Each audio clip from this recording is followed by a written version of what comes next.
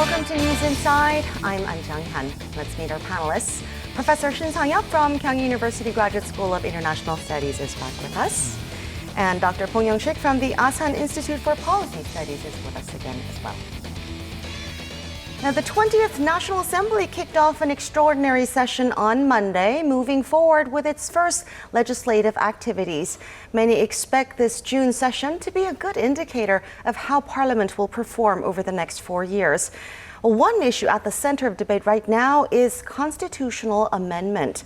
A survey of 300 lawmakers shows that 250, or around 83%, are in favor of a constitutional revision. In other words, the vast majority, at least in principle, have a shared understanding on this matter. Now, this is a topic that seems to keep coming up every once in a while. Why is that? Well, in fact, the last constitutional revision was made in 1987, which means that 30 years have passed. And then means that the current constitutions can be said to fail to reflect the social changes, economic changes and political changes. So majority of the lawmakers share the opinion that there must be needs for the revision of the constitutions. So this is the first point. And the second point, this time the Speaker of the National Assembly seems to take the initiatives in an effort to change the constitution. And even many lawmakers in the ruling party, they also very clearly insist that there must be needs for the change of the constitution. So the environment has been matured. So I think in this context, well, this time is a little bit different from the previous situations. I think it's just interesting that this topic comes up when the presidential election Yes, definitely. is near, right? Definitely, yes. Well, Korea currently has a 5-year single-term president. Do you think that needs to change? And if so, how? When you have a single term presidency for 5 years, the element of accountability judged by the voters about the performance for the entire serving time as a president is always problematic, right? Because the candidate coming from the same party cannot really assume the accountability and judged by the voters for the performance of the previous administration. So there has been the structural and nagging problem ingrained in the current system. I'd like to reiterate the points made by Professor Shin that this is, I personally think that this is first time that there's a very rock-solid consensus across the aisle about the constitutional amendment. So this time it's different. It sounds different and it smells different. Well, given the gravity of the issue, there needs to be a public consensus on this matter as well. We actually talked to some people about their views. Calls for constitutional reforms within political parties are getting louder, drawing greater attention from the public as well. In a survey on 515 adults in Korea, 69% said they agree revisions should be made to the current constitution. In terms of governance systems, people showed the greatest preference for a presidency with 2 4-year terms. This would reduce the current 5-year term by a year but allow the sitting president to run for another term.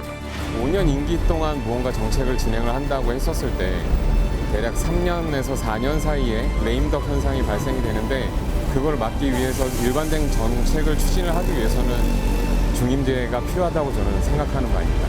국회의원 기간하고 대통령 기간이 같다면 아마 정치를 운영하거나 어떤 법률을 조정을 할 때 많이 도움이 될 것 같긴 해요. 좀 더 시간을 두고 국민적인 여론도 더 수렴을 해서 충분히 공론화를 해서 진행이 되는 게 옳다고 봅니다. 현재 단임제에 대해서 정책 연속성이 끊어진다는 비판이 나올 수도 있지만 지금 한국 정당들의 정책이 이렇게 뚜렷한 차이가 없다고 생각하기 때문에 굳이 바꿀 필요는 없다고 생각합니다. 수년간 그렇게 수많은 대통령들이 있으면서 그 기간 동안 해오면서 큰 문제가 없었고 충분히 그 기간 동안 어떤 발전 내지 소개의 목적을 개선을 하려는 기간으로서는 충분하다고 생각하기 때문에 다른 목적이 있지 않은 이상 그 이상은 굳이 필요 없다고 생각합니다. So it seems we have a general consensus on the need for a constitutional revision. I guess the big question now is when, and a bigger question will be how. When do you think will be the right Well, time? personally, I think the sooner the better. I mean, if we want to make the constitutional revision, well, considering the experiences we had in the past, I mean, the timing is very important. So, but this has two sides like coin. I mean, for the ruling party, maybe the president will worry about so-called name duck, because if I'm president, I want to keep my power until the last minute. But by having the constitutional revision, definitely president will have the lame duck effects. And but the gains is that, well, as Dr. Bong pointed out, the majority of lawmakers and even the publics have a consensus about the needs for the constitutional revision. So I think if you want to make a revision, constitutional revision, definitely I think this is the high time. Yes, and it looks like negotiations among the lawmakers to change the constitution are going to take quite a long time because they have different preferences when it comes to how they want to change the constitution. Right. There should be a clear and strong consensus within the parties about what kind of a governing system will be the official position of each party with regard to constitutional amendment. Otherwise, then you are just juggling many different ideas without having concrete direction about the future of the constitutional amendment. So the remaining term of Park Geun-hye presidency and possibly a chunk of the terms of the next president may be just simply consumed while talking about what kind of a governing system would be decided by the constitutional amendment. Then the single term 5 years of the next president will be just, I wouldn't say wasted, but hijacked by this discussion about the next form of the government, which may not be so productive considering a lot of heaped obstacles and agendas that Korea as a nation needs to tackle urgently. Meanwhile, the government's decision to drop the new airport project in the nation's southeast is causing a bigger rift between the ruling and opposition camps and even within the ruling party. What did you think about this decision?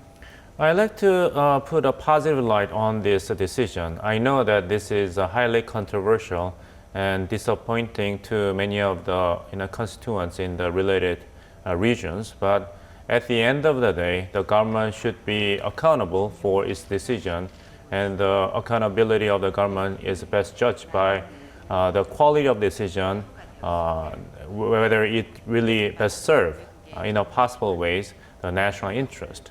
And in that regard, that the decision to just enlarge the existing Gimhae International Airport rather than setting up entirely new airport is the right one, at least from the financial standpoint. According to the report by the Joseon Ilbo, then the decision will help save at least 6 trillion won, about 6 billion US dollars. And the beauty of this decision is that, Mirang or the Kadokdo, two candidate sites, will not go away. They will stay in the same places. So after the expansion of the Gimhae Airport by setting up the international terminal, which will be able to house about 28 million passengers a year, then you can make the decision of whether we definitely need another new airport in the region or not. You don't have to rush into the decision, which is highly political and divisive between the Daegu, Gyeongbuk area and the Busan area, and costly by the outside estimate of the objective expert groups. So important decision takes more time.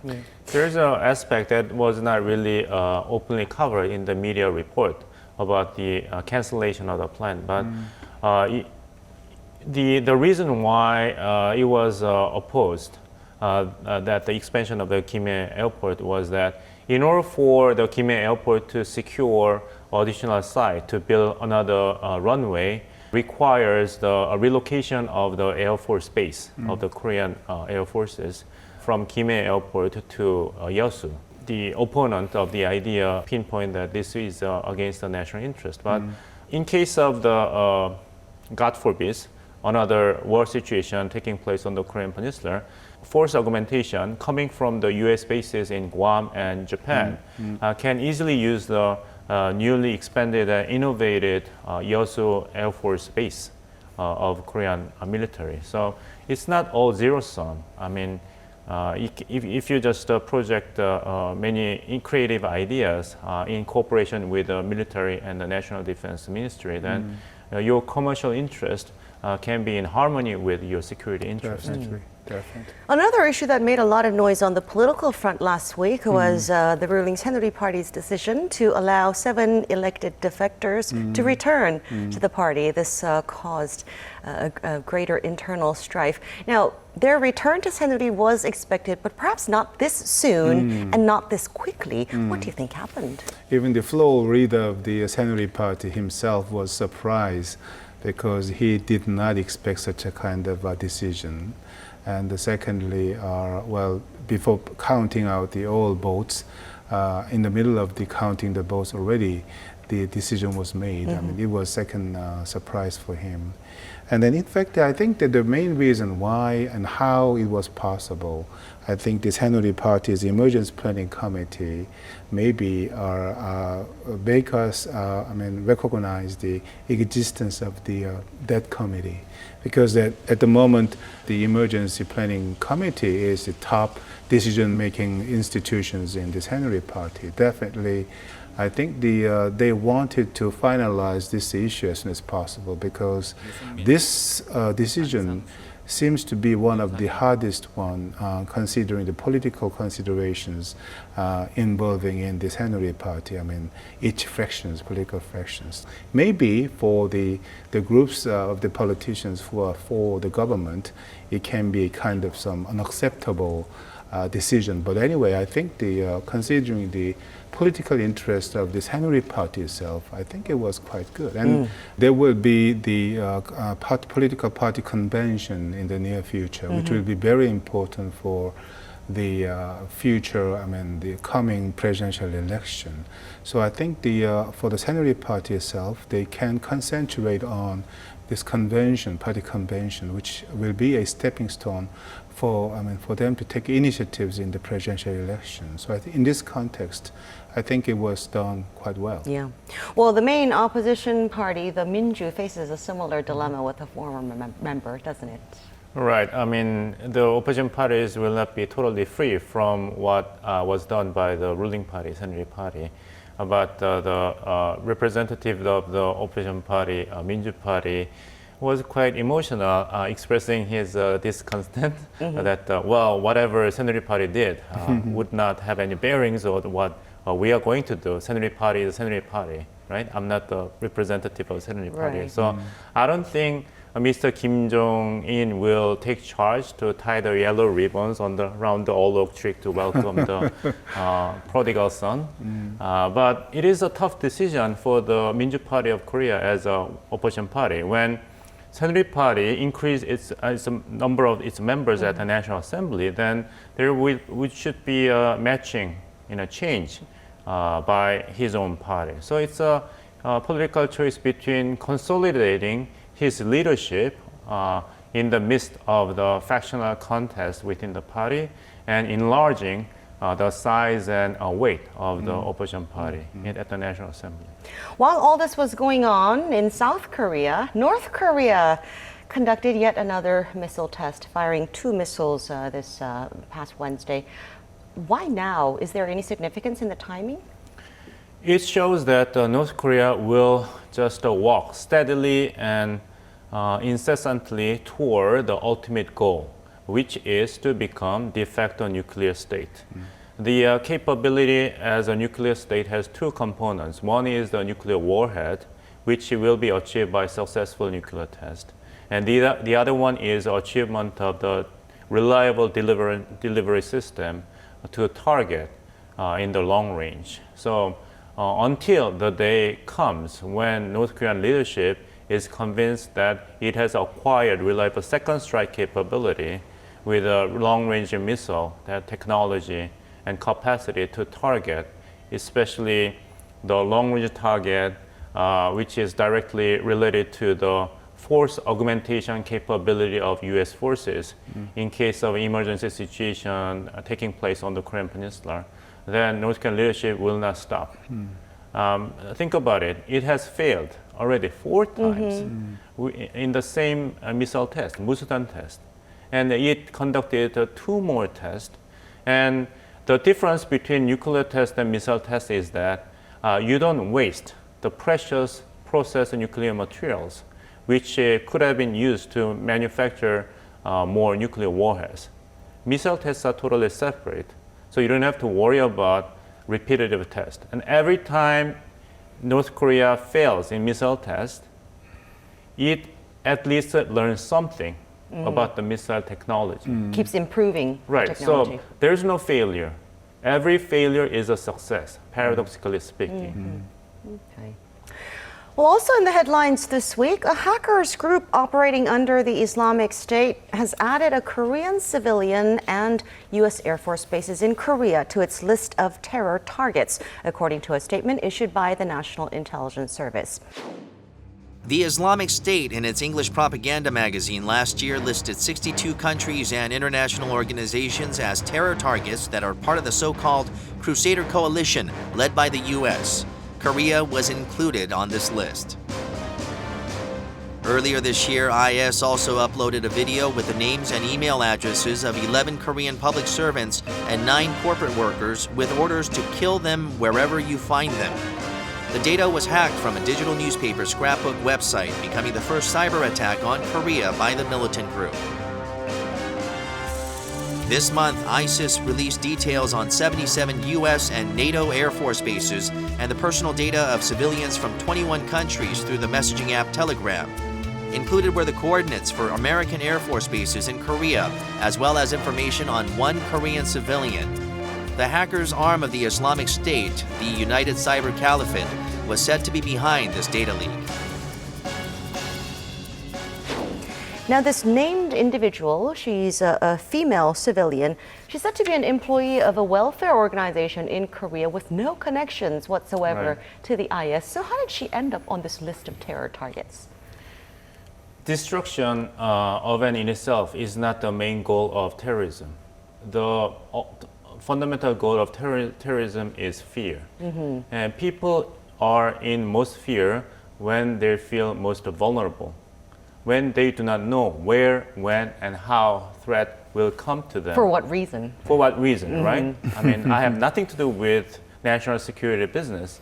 I'm just, innocent, citizens living in Korea. And one day I realized that I've been on the target list of the IS. Fear is the currency of international terrorism. And by showing this, the IS is going to demonstrate that nobody is safe. And our threat is ubiquitous. It's penetrating every nook and cranny of every society, including South Korea. We do not discriminate our targets. Well, this time around, the list included people and institutions from all over the world, and it ran in the thousands. The IS does make these lists public from time to time.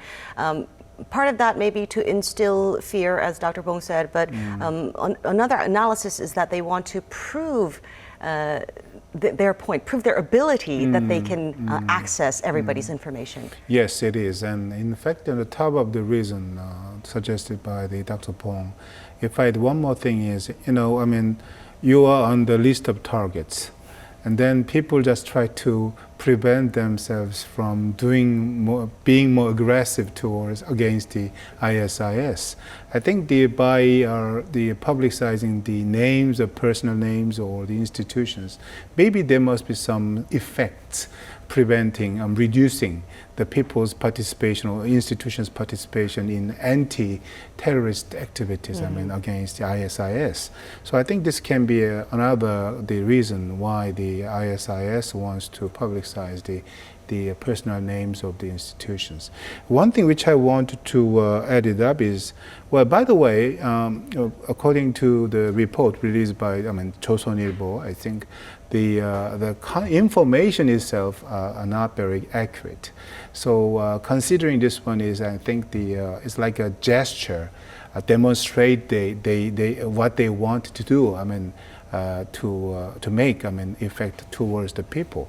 So, but considering the accuracy of the information, definitely the possibility of real the terrorist act, I think, is quite low. So, in some sense, we don't have to worry about too much. We don't have to be sensitive too much.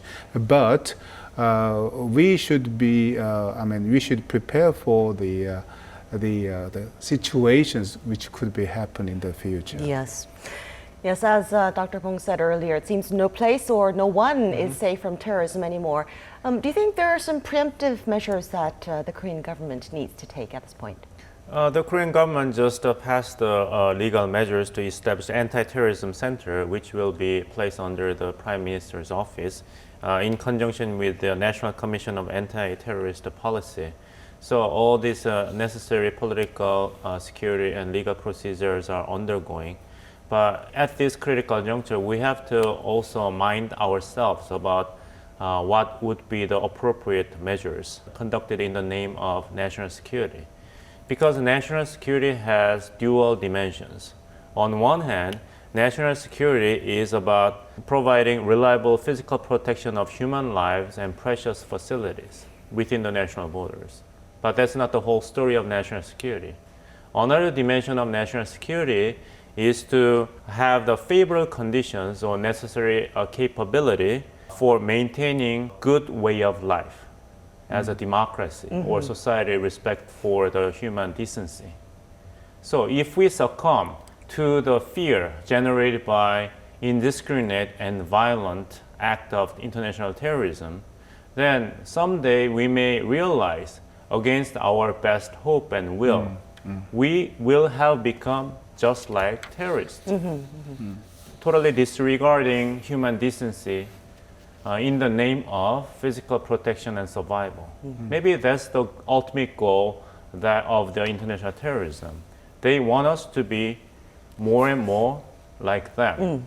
So you have to maintain the right balance between providing physical protection at the same time maintaining your ability to have a civic liberty.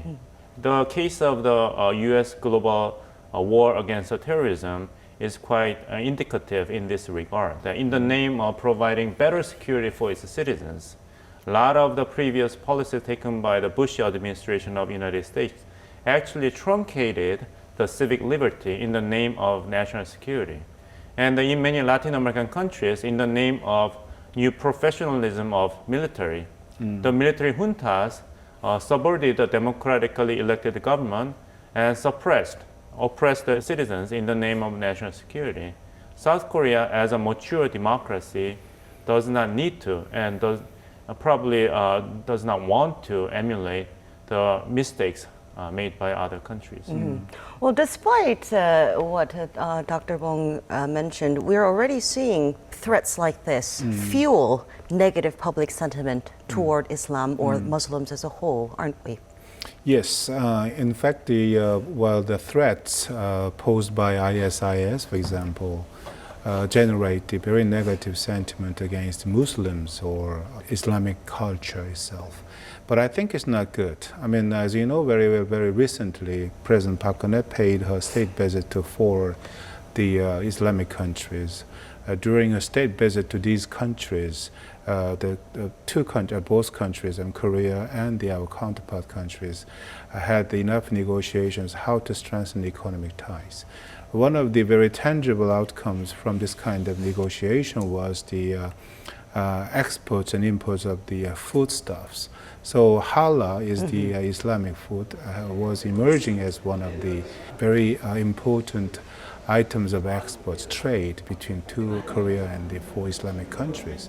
So even one of the governments, such as Daegu Metropolitan Government, presented their plan. But after the threats, they cancel their plan. I think it's not good. But considering the size of the halal market, I think it's very huge. This market is expected to increase continuously and very fastly. So I think this must be one of the very interesting and attractive items of trade. Definitely we have to separate from such a kind of threats from the trade or from the other Muslims, who are very innocent and they are far away from the terrorist activities. So we have to keep on making every effort to strengthen the trade relationship with these countries by developing new items of the tradable items between two countries. And not letting fear overwhelm us, right? Now let's turn our attention to the UK. After months of campaigning, the neck-and-neck race between the Leave and Remain camps on Britain's EU membership has ended in a historic referendum. People from around the world have their eyes on this landmark decision by the British people. We'll look back at some focal points of the debate and what the outcome means, not only for the UK, but the EU, the rest of the world, and, of course, Korea. Britain's possible exit from the European Union, dubbed a Brexit, comes after a heated Grexit debate seen earlier in Greece. The Brexit referendum came about after Prime Minister David Cameron from Britain's Conservative Party pledged to hold an in-out vote if re-elected. Back in February, Cameron successfully secured a number of reforms from EU leaders on its membership and vowed to campaign for the country to remain within the bloc. There are bad ways of controlling immigration, and that, I think, would be leaving the single market, damaging our economy, costing jobs. But the race between the Remain and Leave camp had already grown tighter within the country. Those risks will be less if we vote to leave, because we will have control of the economic levers. We'll have control over money that we currently send to the European Union. Adding fuel to the already heated debate was the brutal murder of Labour MP Joe Cox, who had been campaigning to stay within the EU, pushing the historic referendum into greater uncertainty. Now, we have to remember the UK held a referendum like this back in 1975 to decide whether to stay with the then framework, the earlier framework of EU, which was the European Economic Community. Right, but at the time, people in UK... 67% voted to stay. Right, voted to stay. So 4 decades later, they're trying to leave again. Well, why? Two reasons. One is the growing fear of immigrants inside the UK believed to take away jobs from English people, especially young population, regardless of the objective and verifiable evidence, whether that's actually what has been happening. There is a spread of fear about the immigrants coming to UK. And second point is a financial burden that UK has assumed, especially during the Eurozone crisis. So although UK is not part of the monetary union of the European Union, using pound as a major currency, the fact that UK has been also related to the economic difficulties in the continental Europe has been the source of the grievances among UK people. Well, some analysts say the UK just wants to be the UK and not Europe. Right, but the UK has dual identity. One is the Atlantic identity, close tie with the United States, English-speaking civilization. It also has a European identity.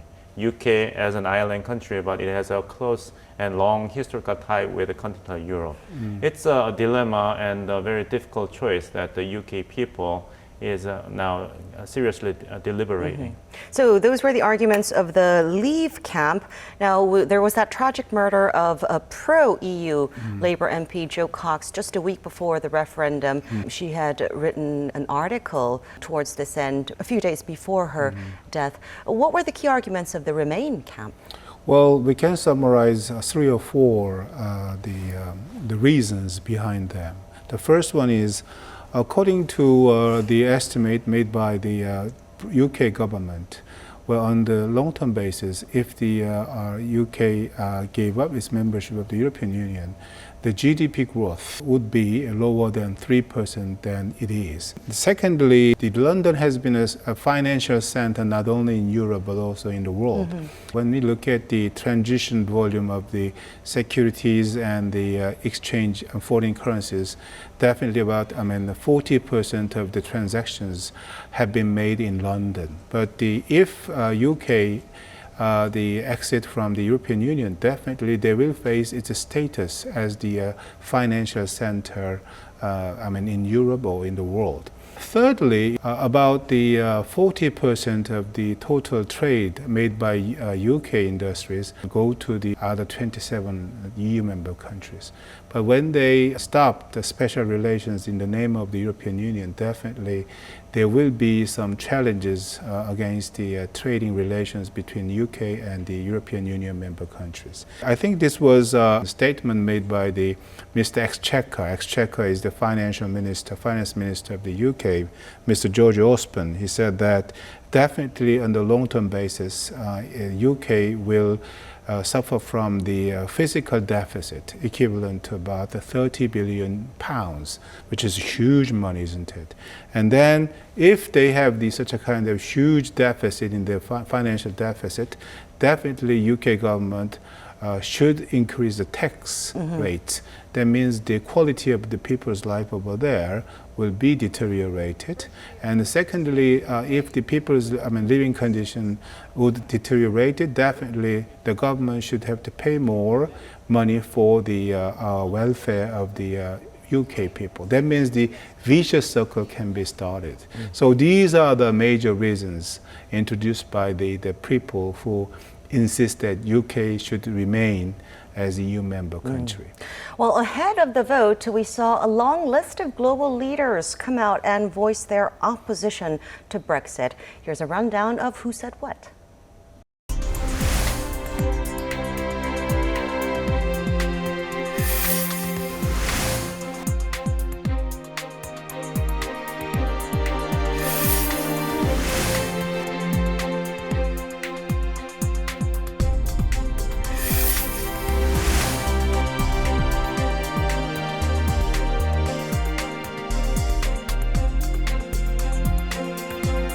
The votes are being counted as we speak. What do you think the outcome will be?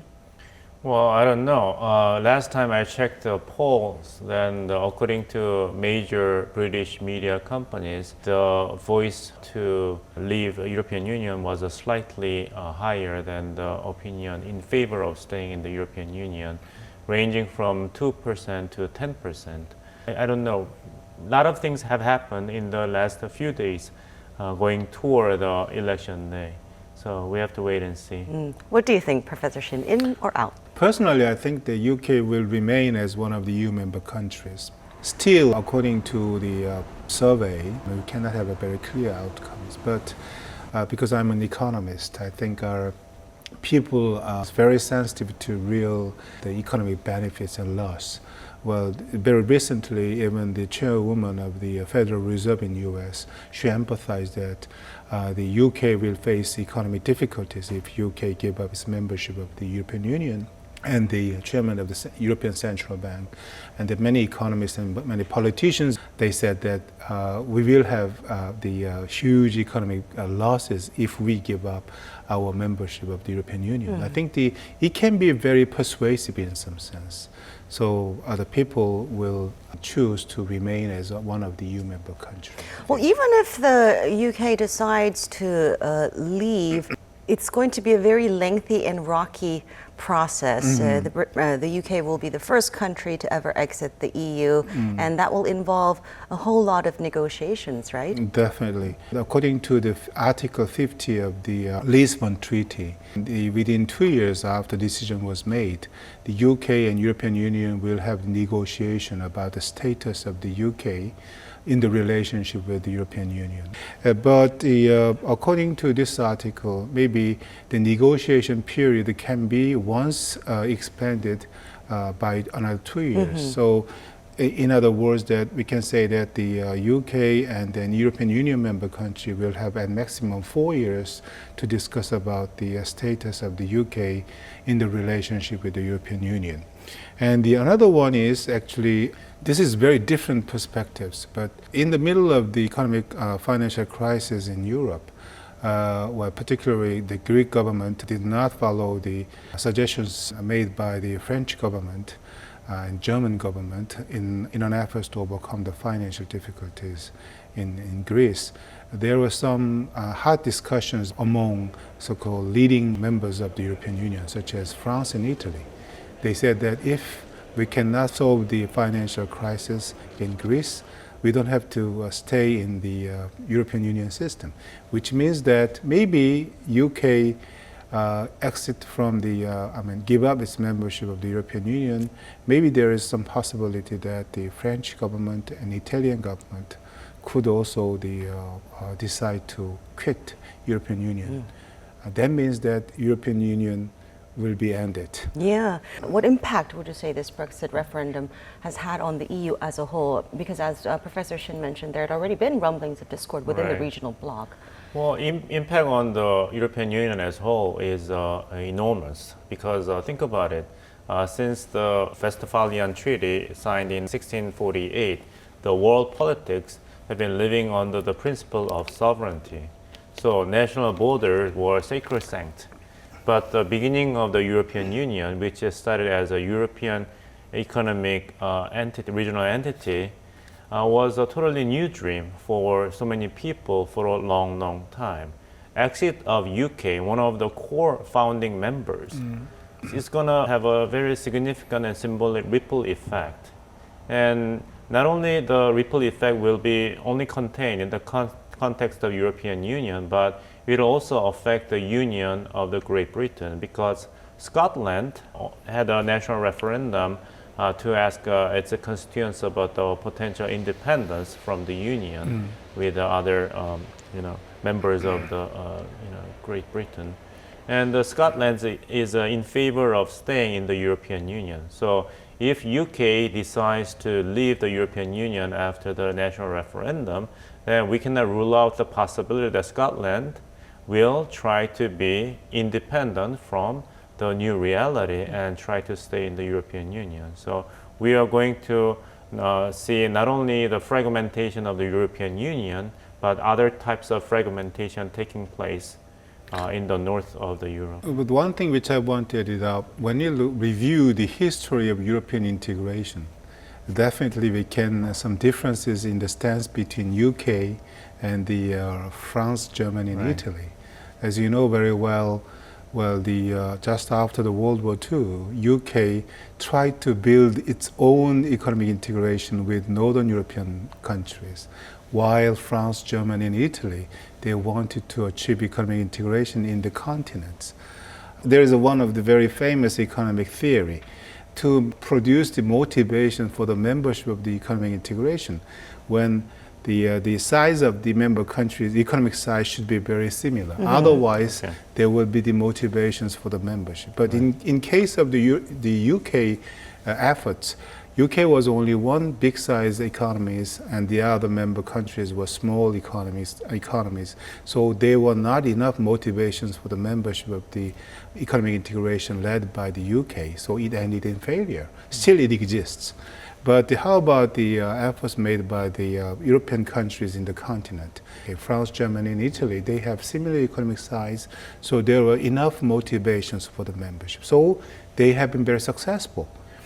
And in the middle of the 1970s, UK wanted to join to the European Union's, the European countries' effort in the continent to achieve economic integration. So after de Gaulle passed away, they eventually take a seat in the European Union, European Community, ECs. So what I'm saying is that from the very beginning, when you look at the inside of the European Union, there must be some differences. So it can be potential threats to the economic integration in Europe, I think.